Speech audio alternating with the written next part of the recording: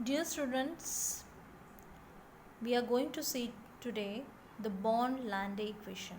अभी Born Lande equation कहाँ से आया? Actually we are talking about the lattice energy. Lattice energy से अचानक हमने जंप कर लिया बॉर्न-लैंडे इक्वेशन पे. एक्चुअली बॉर्न-लैंडे इक्वेशन आपको लैटिस एनर्जी कैलकुलेट करने में हेल्प करता है. जो बॉर्न-लैंडे जो साइंटिस्ट है दो, इन्होंने क्या किया, एक इक्वेशन डिराइव किया जिससे हम यू यानी कि लैटिस एनर्जी कैलकुलेशन कर सकते हैं. अगर आपके पास ये सारे टर्म्स अवेलेबल हो तो इनमें से मैक्सिमम टर्म्स कांस्टेंट हैं और कुछ टर्म्स आपको कैलकुलेट करने के लिए दिए जाएंगे. So from that calculation you can find the lattice energy. So this is one of the application of born-Landé कि इस इक्वेशन को हम theoretical calculation of lattice energy के लिए यूज़ कर सकते हैं. But before that you should know the words and the symbols or the terms involved in this equation. So first one is this, just check it, minus n. यहाँ देखो, यहाँ कोई multiplication वगैरह नहीं है, लेकिन इसका मीनिंग ये होता है जब आप हायर लेवल पे आते हो तो यहाँ मल्टीप्लिकेशन वगैरह सिम्बॉल नहीं दिया जाता फॉर्मूले में, डायरेक्टली उनके सिम्बॉल डाल दिए जाते हैं. इट इज़ अंडरस्टूड कि भाई ये मल्टीप्लिकेशन है. All this terms are multiplied together. Minus of n into a into e square into z positive into z negative divided by delta pi epsilon 0 gamma 0 in the bracket. This is one term which we are going to calculate, and again it is multiplied to the next term that is in the bracket 1 minus 1 upon neta. Now what are these each terms are meant for? N is nothing but Avogadro's number. 11th 12th you know n, Avogadro's number was there.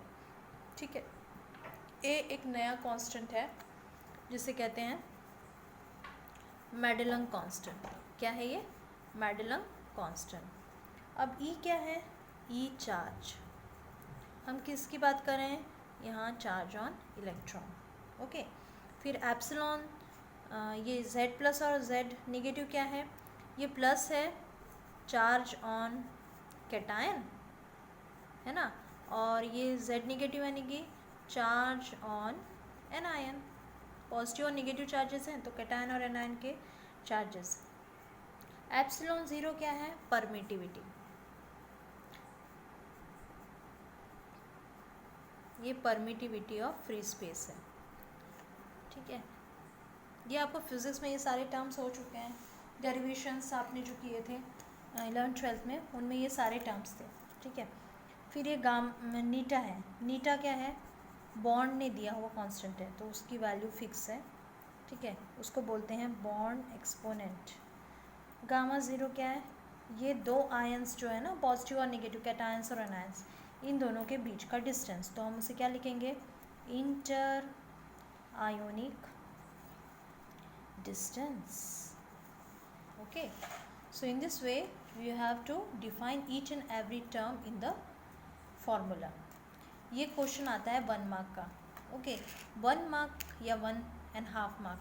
अब इसमें 1.5 mark अगर दिया है या 1 mark भी दिया होगा तो सिर्फ फॉर्मूला लिख के इनफ नहीं है. आपको पहले फॉर्मूला लिखना है और उसके बाद आपको उसमें इन्वॉल्व टर्म्स के मीनिंग लिखने हैं, what they are meant for, वो आपको लिखना है. साथ ही साथ आपको यहाँ नेगेटिव साइन भी दिख रही है, तो वो नेगेटिव साइन क्या बताती है कि लैटिस एनर्जी क्या हो रही है? एनर्जी रिलीज हो रही है, लिबरेट हो रही है. So that's why the negative sign is there. Okay. अब इस बॉर्न-लैंडे जो इक्वेशन है उसका यूज़ किसके लिए होता है? लैटिस एनर्जी को फाइंड करने के लिए होता है ना. सो नेचुरल है, इस इक्वेशन से आप बता सकते हो कि लैटिस एनर्जी को कौन कौन से फैक्टर अफेक्ट कर सकते हैं. इसमें मैंने अभी बताया कि इसमें से मैक्सिमम टर्म्स जो हैं वो कुछ कॉन्स्टेंट्स वैल्यू, जैसे एवोगाड्रोस नंबर है, मेडलंग कांस्टेंट है, ठीक है, बॉर्न एक्सपोनेंट है, ये सारे जो टर्म्स हैं वो क्या है? Already constant, they are the given constant terms जिनकी वैल्यूज़ क्या है? फिक्स्ड है.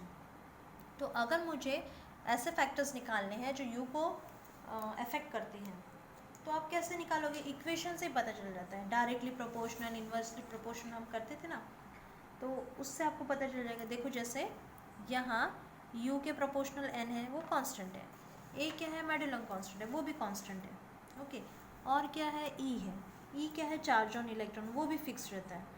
फिर और कौन बचा Z प्लस और Z नेगेटिव, मतलब ये जो U है, जस्ट चेक इट, यही मैं आपको सामने सामने बता रही हूँ कि पहला फैक्टर कौन सा रहेगा, कौन सा रहेगा, द प्रोडक्ट ऑफ चार्जेस।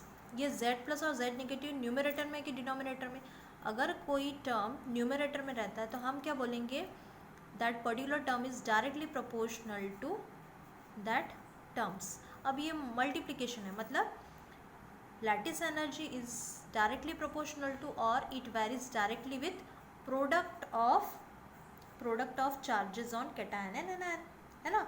मतलब इन पे जो चार्जेस हैं वो बढ़ेंगे या घटेंगे तो उसके हिसाब से लैटिस एनर्जी भी बढ़ेगी या घटेगी, ठीक है। दूसरा टर्म कौन सा हो सकता है, देखिए फिर से, अब यहाँ पाई ये भी कांस्टेंट है, एप्सिलॉन ज़ीरो ये परमिटिविटी है वो भी कांस्टेंट रहती है।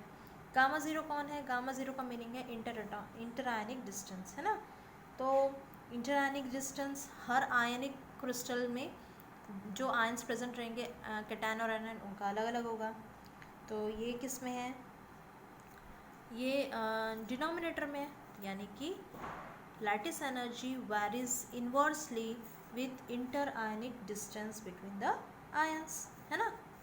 और कौन से फैक्टर हो सकते हैं, और है तीसरा, ये बॉन्ड एक्सपोनेंट भी कांस्टेंट है।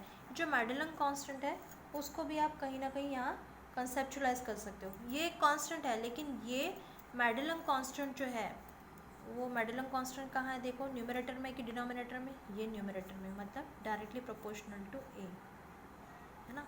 लेकिन ये जो मेडुलम कांस्टेंट है वो डिपेंड करता है कोऑर्डिनेशन नंबर पे। तो इसका मतलब हुआ कि आपको ज्योमेट्री ऑफ लैटिस जो है वो कहीं ना कहीं लैटिस एनर्जी से इंटर रिलेटेड है। Okay, so it depends upon the coordination of each ion and the geometric pattern of ions in the lattice. So that's why we are talking about, ये constant होने के बावजूद भी आपको इसको as a factor लेना पड़ेगा। So there are three factors, product of charges, directly proportional and directly proportional to Madelung constant because it depends on the coordination number, and another is the internuclear or interionic distance between the ions. So these are the factors which can affect lattice energy. So in this way Born-Lande equation gives you so very much clear idea about the factors and the various terms involved in calculation of lattice energy. Okay, hope you have understood. Thank you and have a nice day.